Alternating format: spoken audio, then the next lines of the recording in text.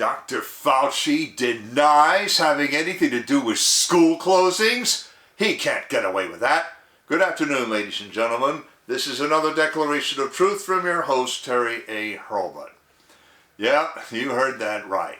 Yesterday, Children's Health Defense premiered its latest documentary, The Real Anthony Fauci, based on the book of the same name by its founder, chairman, and chief of litigation, Robert F. Kennedy Jr. With such an unflattering portrait of the news, you'd think Dr. Fauci would lie low, because he has absolutely nothing he can say in his defense. But on Sunday evening, he tried to deny one of his worst orders to close the nation's schools. Today, we can re-examine video footage of his ordering or suggesting precisely that. Before I do want to shout out to the prime sponsor of this channel, which is Conservative News and Views. Link in the description. And be sure to check out the awesome CNAV Store. Scroll down near the bottom of that link. Lots of good merchandise there, including this t-shirt that I have chosen for today, which quotes George Orwell saying, "Boy, did I call it, or what?" Not that George Orwell had a chance to say it, but he did call it. That's the main thing. One more thing. If you like what you're about to hear, you can like this video. You can also click the bell icon to get a notice every time I come out with a new one. In fact, did you notice the new icon, the heart shape with the US dollar sign in it? That's the super thanks icon. If you really want to keep these videos coming, click on that and leave me a tip. Any currency will do. Okay, let's see about this denial of... Well, but first, I have a link in the description to Robert F. Kennedy Jr.'s press release announcing the premiere of the documentary, The Real Anthony Fauci. And by the way, yes, this is the son of that Senator Robert F. Kennedy, once Attorney General of the United States, who ran for president in 1968 and got shot for his pains. And now the son tells us why he wrote The Real Anthony Fauci and ordered the documentary. Quote, "I wrote The Real Anthony Fauci so that Americans, both Democrat and Republican, can understand Dr. Fauci's pernicious role in allowing pharmacological companies to dictate a response to the virus that shall remain nameless, that trampled public health, the global economy, our constitutional rights, and all the traditional values of liberalism." Unquote, Robert F. Kennedy Jr. Well, that's a slight paraphrase. And I would add, that Fauci also trampled the Hippocratic Oath. And in any case, the virus that shall remain nameless is only the latest episode in a clearly checkered career. Here's Jeff Hayes, the documentary's producer. Quote, "The people who wanted to be part of this film amazed us, especially the people who had had their careers derailed by Fauci, the scientists and journalists fighting this battle. And we didn't have to talk people into being in the film. They were eager." Close quote. Again, this derailment covers a 50-year career. The documentary alleges and seeks to show a pattern of scientific plagiarism, falsification of data, unethical experimental protocols, cruelty to animals above and beyond any requirement of science, and most especially conflicts of interest with many drug companies and with Bill Gates of Microsoft fame. But it also details the image he carefully cultivated of America's doctor. He actually portrayed himself as chief of all chiefs of staff of all hospitals in the country. Now, I've told you before that I have a medical degree. I earned it from Baylor College of Medicine, Houston, Texas, in the early 1980s. Now, during my medical training, AIDS broke out. Now, never mind what they first called it. That title, while it seemed true, was slightly misleading. I won't repeat it here. Anyway, the attendings at Baylor and elsewhere hung on Fauci's every word and devoured every article he published in the New England Journal of Medicine and other popular, hence powerful, medical journals. Bear this in mind when you hear what I am about to tell you. Yesterday, Mr. Steve Watson at NWO Report carried an absolutely scathing review of Dr. Fauci's appearance on This Week, ABC's Sunday show. Mr. John Carl, who hosts This Week these days, asked him about the closing of America's schools. Now remember, the schools didn't even finish the academic year ending in May and June of 2020. And in the next school year, most school systems did not operate at all, or if they did, they worked remotely. It was a grand experiment in distance learning in elementary, middle, and high school. Well, you know what? It robbed pupils of a year of social development. And furthermore, learning suffered by every objective measure of pupil performance. Ironically, one good result was the rise of homeschooling. Parents realized fast that distance learning does not work at that age. They also learned for the first time the kinds of lessons their children were getting, and they did not like what they overheard.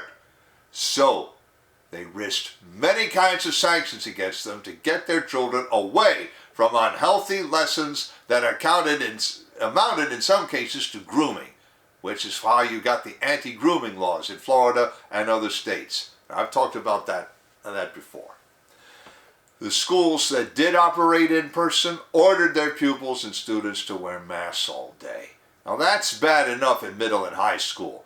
In elementary school, this practice robbed pupils of their chance to learn visual cues to the feelings of other people. Without a doubt, a year of lockdowns and masking has stunted the mental development of America's children. Again, unless their parents chose homeschooling. And so, in this context, Mr. John Carl asked Dr. Fauci, and I quote, "Was it a mistake to see schools closed as long as they were?" Unquote, John Carl. Now here is Dr. Fauci right back at him. Quote, "I don't want to use the word mistake, John, because if I do, it gets taken out of the context that you're asking me the question on. I would say that what we should realize and have realized, that there will be deleterious collateral consequences when you do something like that." And then, after some back and forth, he goes on and says, "You shouldn't discount that it does afflict children, so it isn't without consequences. If you go back, and I ask anybody to go back, over the number of times I've said we gotta do everything we can to keep the schools open, no one plays that clip. They always come back and say Fauci was responsible for closing schools. I had nothing to do with it." Unquote, Anthony S. Fauci, MD.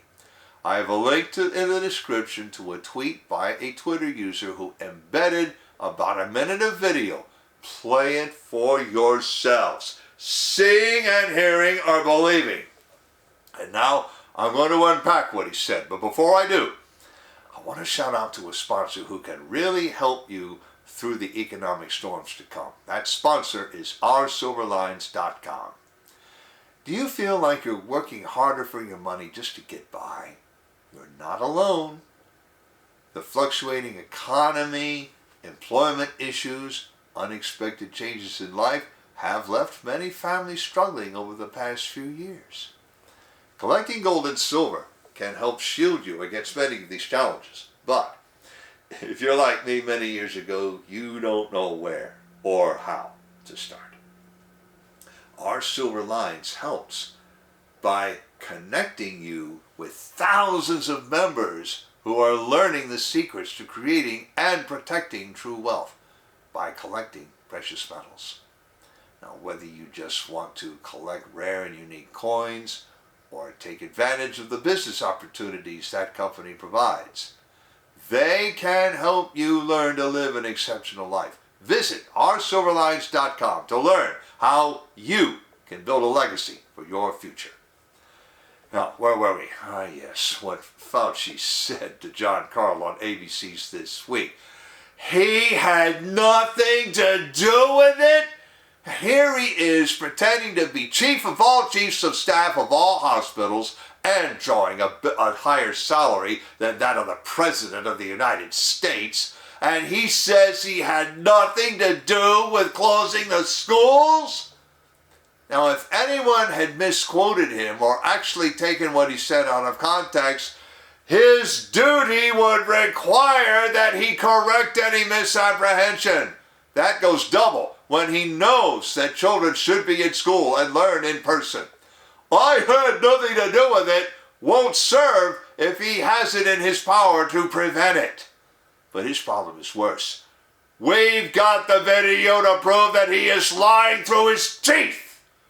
First, in the same clip in which he denied suggesting school closings, Dr. Fauci also said, quote, "We've lost close to 1,500 kids so far," close quote.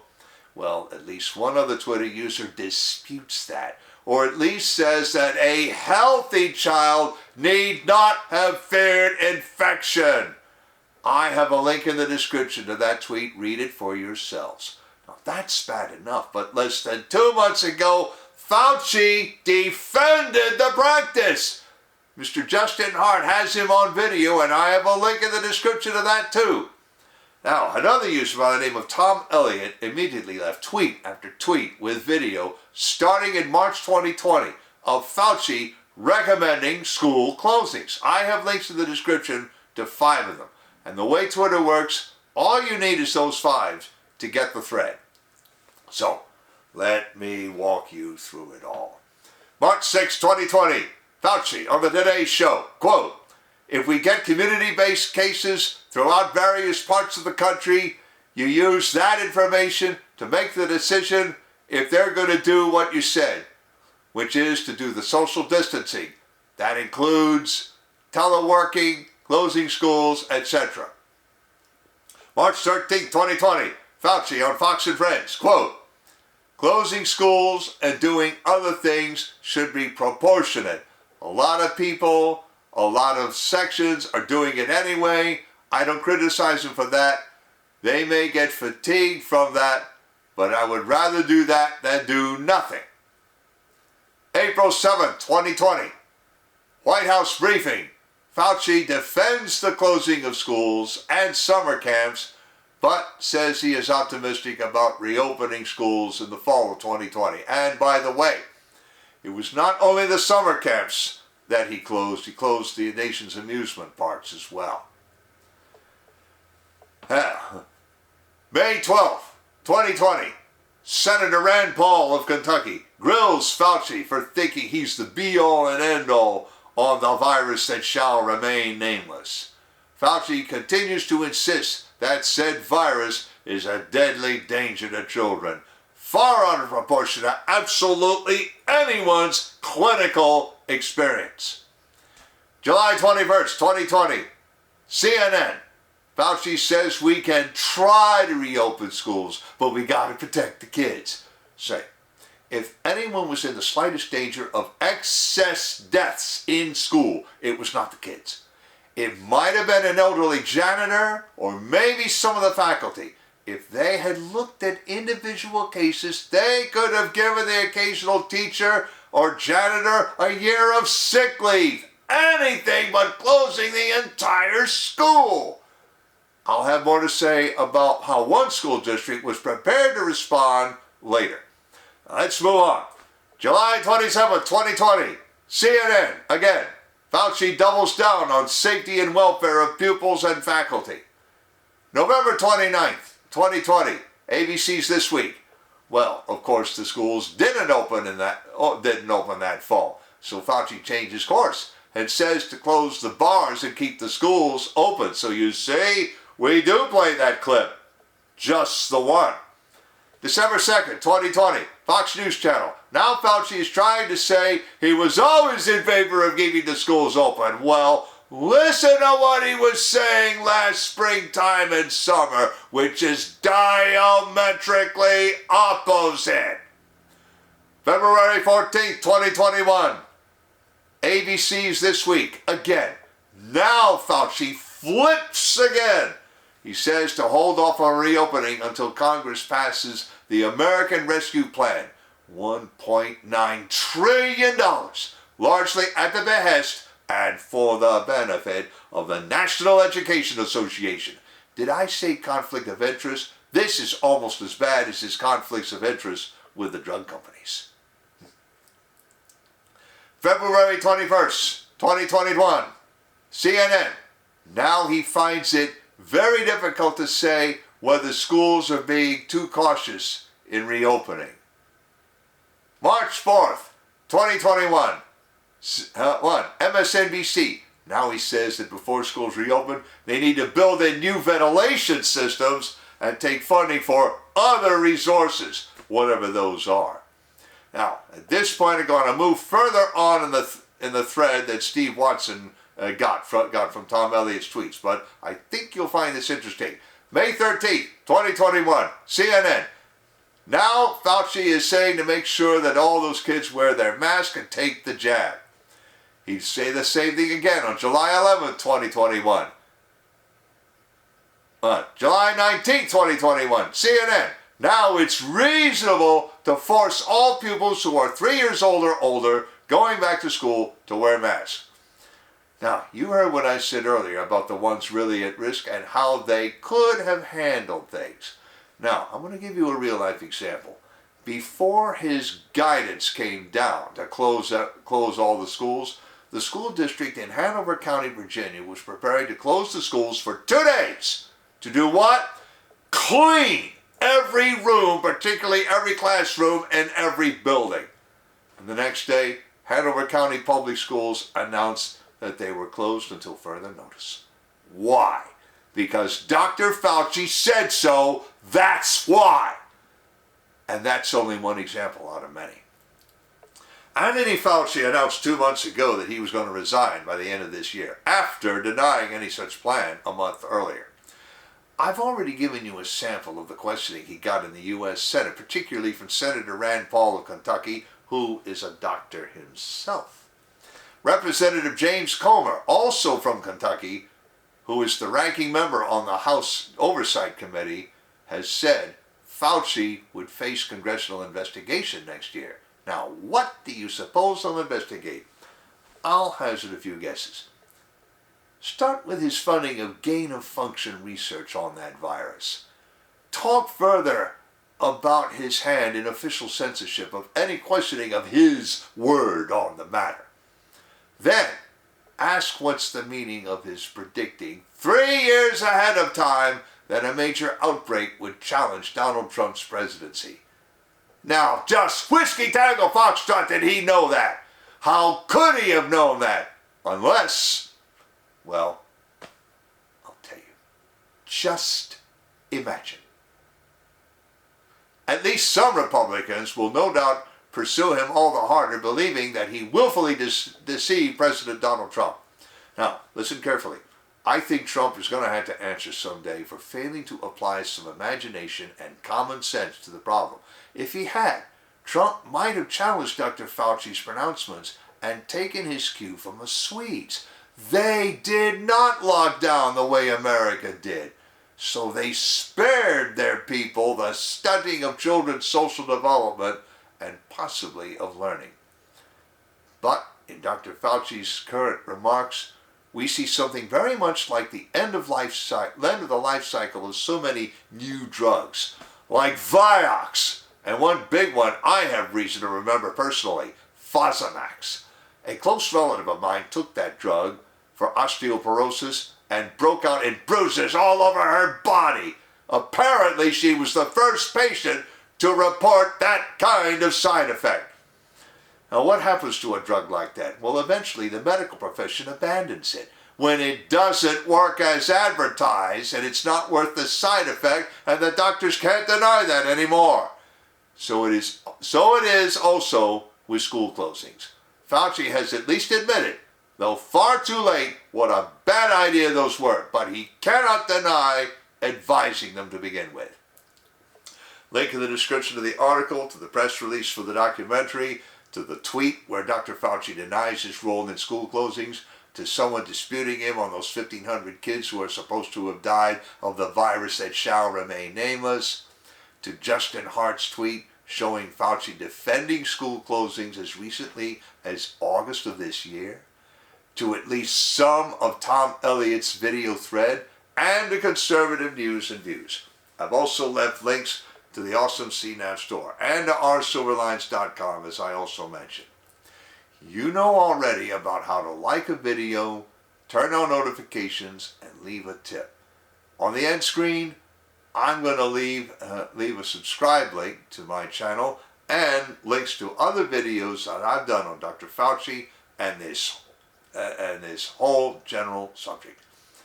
This is Terry A. Horrible delivering another declaration of truth and reminding you to let the truth set you free.